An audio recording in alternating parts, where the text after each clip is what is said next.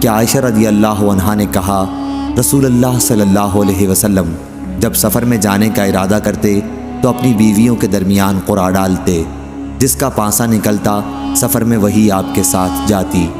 چنانچہ ایک غزوہ کے موقع پر جس میں آپ بھی شرکت کر رہے تھے، آپ صلی اللہ علیہ وسلم نے قرعہ ڈلوایا اور میرا نام نکلا۔ اب میں آپ کے ساتھ تھی۔ یہ واقعہ پردے کی آیت کے نازل ہونے کے بعد کا ہے۔ خیر میں ایک ہودج میں سوار رہتی، اسی میں بیٹھے بیٹھے مجھ کو اتارا جاتا تھا۔ اس طرح ہم چلتے رہے۔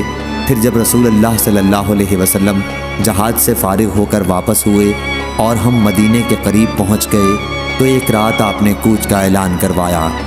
میں یہ حکم سنتے ہی اٹھی اور لشکر سے آگے بڑھ گئی۔ جب حاجت سے فارغ ہوئی تو کجاوے کے پاس آ گئی۔ وہاں پہنچ کر جو میں نے اپنا سینہ ٹٹولا تو میرا اظفار کے کالے نگینوں کا ہار موجود نہیں تھا، اس لیے میں وہاں دوبارہ پہنچی جہاں قضائے حاجت کے لیے گئی تھی۔ اس عرصے میں وہ اصحاب جو مجھے سوار کراتے تھے آئے اور میرا ہودج اٹھا کر میرے اونٹ پر رکھ دیا۔ وہ یہی سمجھے کہ میں اس میں بیٹھی ہوں۔ ان دنوں عورتیں ہلکی پھلکی ہوتی تھیں، بھاری بھرکم نہیں۔ گوشت ان میں زیادہ نہیں رہتا تھا کیونکہ بہت معمولی غذا کھاتی تھیں، اس لیے ان لوگوں نے جب ہودج کو اٹھایا تو انہیں اس کے بوجھ میں کوئی فرق معلوم نہیں ہوا۔ میں یوں بھی نوعمر لڑکی تھی، چنانچہ اصحاب نے اونٹ کو ہانک دیا اور خود بھی اس کے ساتھ چلنے لگے۔ جب لشکر روانہ ہو چکا تو مجھے اپنا ہار ملا اور میں پڑاؤ کی جگہ آئی، لیکن وہاں کوئی آدمی موجود نہ تھا، اس لیے میں اس جگہ گئی جہاں پہلے میرا قیام تھا کہ جب وہ لوگ مجھے نہیں پائیں گے تو یہیں لوٹ کے آئیں گے۔ اپنی جگہ پہنچ کر میں یوں ہی بیٹھی ہوئی تھی کہ میری آنکھ لگ گئی اور میں سو گئی۔ صفوان بن معطل سلمہ ثم ذکوانی رضی اللہ عنہ لشکر کے پیچھے تھے، جو لشکریوں کی گری پڑی چیزوں کو اٹھا کر انہیں ان کے مالک تک پہنچانے کی خدمت کے لیے مقرر تھے۔ وہ میری طرف سے گزرے تو ایک سوئے ہوئے انسان کا سایہ نظر پڑا، اس لیے اور قریب پہنچے۔ پردے کے حکم سے پہلے وہ مجھے دیکھ چکے تھے۔ ان کے انا للہ پڑھنے سے میں بیدار ہو گئی۔ آخر انہوں نے اپنا اونٹ بٹھایا اور اس کے اگلے پاؤں کو موڑ دیا تاکہ بلا کسی مدد کے میں خود سوار ہو سکوں۔ چنانچہ میں سوار ہو گئی۔ اب وہ اونٹ پر مجھے بٹھائے ہوئے خود اس کے آگے آگے چلنے لگے۔ اسی طرح ہم جب لشکر کے قریب پہنچے تو لوگ بھری دوپہر میں آرام کے لیے پڑاؤ ڈال چکے تھے۔ اتنی ہی بات تھی جس کی بنیاد پر جسے ہلاک ہونا تھا وہ ہلاک ہوا، اور تہمت کے معاملے میں پیش عبداللہ بن ابی ابن سلول منافق تھا۔ پھر ہم مدینے آ گئے اور میں 1 مہینے تک بیمار رہی۔ تہمت لگانے والوں کی باتوں کا خوب چرچا ہو رہا تھا۔ اپنی اس بیماری کے دوران مجھے اس سے بھی بڑا شبہ ہوتا تھا کہ ان دنوں رسول اللہ صلی اللہ علیہ وسلم کا وہ لطف و کرم بھی میں نہیں دیکھتی تھی جن کا مشاہدہ اپنی پچھلی بیماریوں میں کر چکی تھی۔ بس آپ گھر میں جب آتے تو سلام کرتے اور صرف اتنا دریافت فرما لیتے مزاج کیسا ہے۔ جو باتیں تہمت لگانے والے پھیلا رہے تھے ان میں سے کوئی بات مجھے معلوم نہیں تھی۔ جب میری صحت کچھ ٹھیک ہوئی تو ایک رات میں مستح کے ساتھ مناصے کی طرف گئی۔ یہ ہماری قضائے حاجت کی جگہ تھی، ہم یہاں صرف رات ہی میں آتے تھے۔ یہ اس زمانے کی بات ہے جب ابھی ہمارے گھروں کے قریب بیت الخلاء نہیں بنے تھے۔ میدان میں جانے کے سلسلے میں قضائے حاجت کے لیے ہمارا طرز عمل قدیم عرب کی طرح تھا۔ میں اور مستح بنت ابی رحم چل رہے تھے کہ وہ اپنی چادر میں الجھ کر گر پڑیں اور ان کی زبان سے نکل گیا مستح برباد ہو۔ میں نے کہا بری بات آپ نے اپنی زبان سے نکالی، ایسے شخص کو برا کہہ رہی ہیں آپ جو بدر کی لڑائی میں شریک تھا۔ وہ کہنے لگی اے جو کچھ ان سب نے کہا ہے وہ آپ نے نہیں سنا۔ پھر انہوں نے تہمت لگانے والوں کی ساری باتیں سنائیں اور ان باتوں کو سن کر میری بیماری اور بڑھ گئی۔ میں جب اپنے گھر واپس ہوئی تو رسول اللہ صلی اللہ علیہ وسلم اندر تشریف لائے اور دریافت فرمایا مزاج کیسا ہے۔ میں نے عرض کیا کہ آپ مجھے والدین کے یہاں جانے کی اجازت دیجیے۔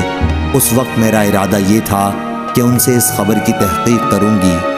حضرت صلی اللہ علیہ وسلم نے مجھے جانے کی اجازت دے دی اور میں جب گھر آئی تو میں نے اپنی والدہ رومان سے ان باتوں کے متعلق پوچھا جو لوگوں میں پھیلی ہوئی تھیں۔ انہوں نے فرمایا بیٹی اس طرح کی باتوں کی پرواہ نہ کر، خدا کی قسم شاید ہی ایسا ہو کہ تجھ جیسی حسین و خوبصورت عورت کسی مرد کے گھر میں ہو اور اس کی سوکنیں بھی ہوں، پھر بھی اس طرح کی باتیں پھیلائی نہ جایا کریں۔ میں نے کہا سبحان اللہ، سوکنوں کا ذکر کیا، وہ تو دوسرے لوگ اس طرح کی باتیں کر رہے ہیں۔ انہوں نے بیان کیا کہ وہ رات میں نے وہیں گزاری، صبح تک میرے آنسو نہیں تھمتے تھے اور نہ نیند آئی۔ صبح ہوئی تو رسول اللہ صلی اللہ علیہ وسلم نے اپنی بیوی کو جدا کرنے کے سلسلے میں مشورہ کرنے کے لیے علی بن ابی طالب اور اسامہ بن زید رضی اللہ عنہ کو بلوایا، کیونکہ وہی اس سلسلے میں اب تک نہیں آئی تھی۔ اسامہ رضی اللہ عنہ کو آپ کی بیویوں سے آپ کی محبت کا علم تھا، اس لیے اسی کے مطابق مشورہ دیا اور کہا آپ کی بیوی یا رسول اللہ صلی اللہ علیہ وسلم، واللہ ہم ان کے متعلق خیر کے سوا اور کچھ نہیں جانتے۔ حضرت علی رضی اللہ عنہ نے کہا یا رسول اللہ صلی اللہ علیہ وسلم، اللہ تعالیٰ نے آپ پر کوئی تنگی نہیں کی ہے، عورتیں ان کے سوا بھی بہت ہیں، باندی سے بھی آپ دریافت فرما لیجئے، وہ سچی بات بیان کریں گی۔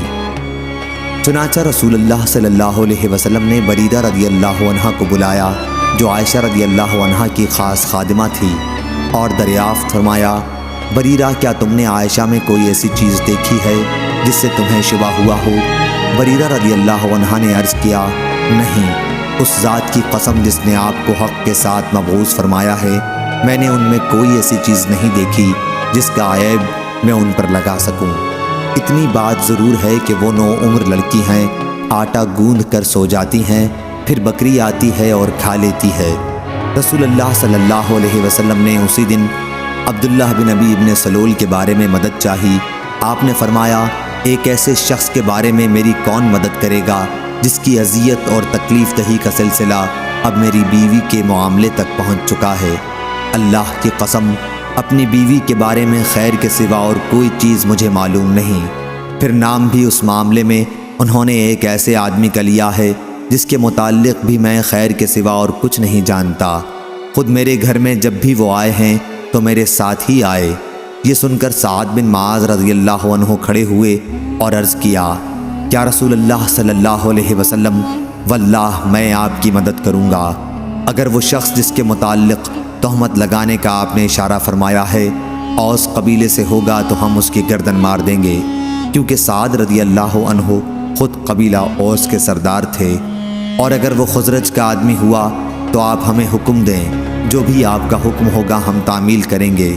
اس کے بعد سعد بن عبادہ رضی اللہ عنہ کھڑے ہوئے جو قبیلہ خزرج کے سردار تھے، حالانکہ اس سے پہلے اب تک بہت صالح تھے، لیکن اس وقت سعد بن معاذ رضی اللہ عنہ کی بات پر حمیت سے غصہ ہو گئے تھے، اور سعد بن معاذ رضی اللہ عنہ سے کہنے لگے خدا کے دوام و بقا کی قسم تم جھوٹ بولتے ہو، نہ تم اسے قتل کر سکتے ہو اور نہ تمہارے اندر اس کی طاقت ہے۔ پھر اسید بن حضیر رضی اللہ عنہ کھڑے ہوئے سعد بن معاذ رضی اللہ عنہ کے چچا زاد بھائی، اور کہا خدا کی قسم ہم اسے قتل کر دیں گے اگر رسول اللہ صلی اللہ علیہ وسلم کا حکم ہوا۔ کوئی شبہ نہیں رہ جاتا کہ تم بھی منافق ہو، کیونکہ منافقوں کی طرفداری کر رہے ہو۔ اس پر اوس و خزرج دونوں قبیلوں کے لوگ اٹھ کھڑے ہوئے اور آگے بڑھنے ہی والے تھے کہ رسول اللہ صلی اللہ علیہ وسلم جو ابھی تک ممبر پر تشریف رکھتے تھے ممبر سے اترے اور لوگوں کو نرم کیا۔ اب سب لوگ خاموش ہو گئے اور آپ بھی خاموش ہو گئے۔ میں اس دن بھی روتی رہی، نہ میرے آنسو تھمتے تھے اور نہ نیند آتی تھی۔ پھر میرے پاس میرے ماں باپ آئے، میں 2 راتوں اور 1 دن سے برابر روتی رہی تھی۔ ایسا معلوم ہوتا تھا کہ روتے روتے میرے دل کے ٹکڑے ہو جائیں گے۔ انہوں نے بیان کیا کہ ماں باپ میرے پاس بیٹھے ہوئے تھے کہ ایک انصاری عورت نے اجازت چاہی اور میں نے انہیں اندر آنے کی اجازت دے دی، اور وہ بھی میرے ساتھ بیٹھ کر رونے لگی۔ ہم سب اسی طرح تھے کہ رسول اللہ صلی اللہ علیہ وسلم اندر تشریف لائے اور بیٹھ گئے۔ جس دن سے میرے متعلق وہ باتیں کہی جا رہی تھیں جو کبھی نہیں کہی گئی تھیں، اس دن سے میرے پاس آپ نہیں بیٹھے تھے۔ آپ صلی اللہ علیہ وسلم 1 مہینے تک انتظار کرتے رہے تھے، لیکن میرے معاملے میں کوئی وحی آپ پر نازل نہیں ہوئی تھی۔ عائشہ رضی اللہ عنہا نے بیان کیا کہ پھر آپ صلی اللہ علیہ وسلم نے تشہد پڑھی اور فرمایا عائشہ تمہارے متعلق مجھے یہ باتیں معلوم ہوئیں، اگر تم اس معاملے میں بری ہو تو اللہ تعالیٰ بھی تمہاری برت ظاہر کر دے گا۔ اور اگر تم نے گناہ کیا ہے تو اللہ تعالیٰ سے مغفرت چاہو اور اس کے حضور توبہ کرو کہ بندہ جب اپنے گناہ کا اقرار کر کے توبہ کرتا ہے تو اللہ تعالیٰ بھی اس کی توبہ قبول کرتا ہے۔ جو ہی آپ صلی اللہ علیہ وسلم نے اپنی گفتگو ختم کی، میرے آنسو اس طرح خشک ہو گئے کہ اب ایک قطرہ بھی محسوس نہیں ہوتا تھا۔ میں نے اپنے باپ سے کہا کہ آپ رسول اللہ صلی اللہ علیہ وسلم سے میرے متعلق کہیے، لیکن انہوں نے کہا قسم اللہ کی مجھے نہیں معلوم کہ حضرت صلی اللہ علیہ وسلم سے مجھے کیا کہنا چاہیے۔ میں نے اپنی ماں سے کہا کہ رسول اللہ صلی اللہ علیہ وسلم نے جو کچھ فرمایا اس کے متعلق حضور صلی اللہ علیہ وسلم سے آپ ہی کچھ کہیے۔ انہوں نے بھی یہی فرما دیا کہ قسم اللہ کی مجھے معلوم نہیں کہ مجھے رسول اللہ صلی اللہ علیہ وسلم سے کیا کہنا چاہیے۔ انہوں نے بیان کیا کہ میں نوعمر لڑکی تھی، قرآن مجھے زیادہ یاد نہیں تھا۔ میں نے کہا اللہ گواہ ہے، مجھے معلوم ہوا کہ آپ لوگوں نے بھی لوگوں کی افواہ سنی ہے اور آپ لوگوں کے دلوں میں وہ بات بیٹھ گئی ہے اور اس کی تصدیق بھی آپ لوگ کر چکے ہیں۔ اس لیے اب اگر میں کہوں کہ میں اس بہتان سے بری ہوں اور اللہ خوب جانتا ہے کہ میں واقعی اس سے بری ہوں، تو آپ لوگ میرے اس معاملے میں تصدیق نہیں کریں گے۔ لیکن اگر میں گناہ کو اپنے ذمہ لے لوں، حالانکہ اللہ تعالیٰ خوب جانتا ہے کہ میں اس سے بری ہوں، تو آپ لوگ میری بات کی تصدیق کر دیں گے۔ قسم اللہ کی میں اس وقت اپنی اور آپ لوگوں کی کوئی مثال یوسف علیہ السلام کے والد یعقوب علیہ السلام کے سوا نہیں پاتی کہ انہوں نے بھی فرمایا تھا بس صبر جمیل، صبر ہی بہتر ہے، اور جو کچھ تم کہتے ہو اس معاملے میں میرا مددگار اللہ تعالیٰ ہے۔ اس کے بعد بستر پر میں نے اپنا رخ دوسری طرف کر لیا اور مجھے امید تھی کہ خود اللہ تعالیٰ میری برت کرے گا، لیکن میرا یہ خیال کبھی نہ تھا کہ میرے متعلق وہی نازل ہوگی۔ میری اپنی نظر میں حیثیت اس سے بہت معمولی تھی کہ قرآن مجید میں میرے متعلق کوئی آیت نازل ہو۔ ہاں مجھے اتنی امید ضرور تھی کہ آپ کوئی خواب دیکھیں گے جس میں اللہ تعالیٰ مجھے بری فرما دے گا۔ اللہ گواہ ہے کہ ابھی آپ اپنی جگہ سے اٹھے بھی نہ تھے اور نہ اس وقت گھر میں موجود کوئی باہر نکلا تھا کہ آپ پر وحی نازل ہونے لگی، اور شدت وحی سے آپ جس طرح پسینے پسینے ہو جایا کرتے تھے وہی کیفیت آپ کی اب بھی تھی۔ پسینے کے قطرے موتیوں کی طرح آپ کے جسم مبارک سے گرنے لگے، حالانکہ سردی کا موسم تھا۔ جب وحی کا سلسلہ ختم ہوا تو آپ ہنس رہے تھے، اور سب سے پہلا کلمہ جو آپ کی زبان مبارک سے نکلا وہ یہ تھا، اے عائشہ اللہ کی حمد بیان کر کہ اس نے تمہیں بری قرار دے دیا ہے۔ میری والدہ نے کہا بیٹی جا، رسول اللہ صلی اللہ علیہ وسلم کے سامنے جا کر کھڑی ہو جا۔ میں نے کہا نہیں قسم اللہ کی میں آپ کے پاس جا کر کھڑی نہ ہوں گی، اور میں تو صرف اللہ کی حمد و ثنا کروں گی۔ اللہ تعالیٰ نے یہ آیت نازل فرمائی تھی، جن لوگوں نے تہمت تراشی کی ہے وہ تم ہی میں سے کچھ لوگ ہیں۔ جب اللہ تعالیٰ نے میری برات میں یہ آیت نازل فرمائی تو ابو بکر رضی اللہ عنہ نے، جو مصطح بن اثاثہ رضی اللہ عنہ کے اخراجات قرابت کی وجہ سے خود ہی اٹھاتے تھے، کہا کہ قسم اللہ کی اب میں مصطح پر کبھی کوئی خرچ نہیں کروں گا کہ وہ بھی عائشہ پر تہمت لگانے میں شریک تھا۔ اس پر اللہ تعالیٰ نے یہ آیت نازل کی، تم میں سے صاحب فضل و صاحب مال لوگ قسم نہ کھائیں، اللہ کے ارشاد غفور الرحیم تک۔ ابو بکر رضی اللہ عنہ نے کہا خدا کی قسم بس میری یہی خواہش ہے کہ اللہ تعالیٰ میری مغفرت کر دے۔ چنانچہ مصطح رضی اللہ عنہ کو جو آپ پہلے دیا کرتے تھے وہ پھر دینے لگے۔ رسول اللہ صلی اللہ علیہ وسلم نے زینب بنت حجش رضی اللہ عنہا ام المومنین سے بھی میرے متعلق پوچھا تھا۔ آپ نے دریافت فرمایا کہ زینب تم عائشہ رضی اللہ عنہا کے متعلق کیا جانتی ہو اور کیا دیکھا ہے؟ انہوں نے جواب دیا میں اپنے کان اور اپنی آنکھ کی حفاظت کرتی ہوں کہ جو چیز میں نے دیکھی ہو یا سنی ہو وہ آپ سے بیان کرنے لگوں۔ خدا گواہ ہے کہ میں نے ان میں خیر کے سوا اور کچھ نہیں دیکھا۔ عائشہ رضی اللہ عنہا نے بیان کیا کہ یہی میری برابر کی تھیں، لیکن اللہ تعالیٰ نے انہیں تقوی کی وجہ سے بچا لیا۔ صحیح بخاری حدیث نمبر 2661۔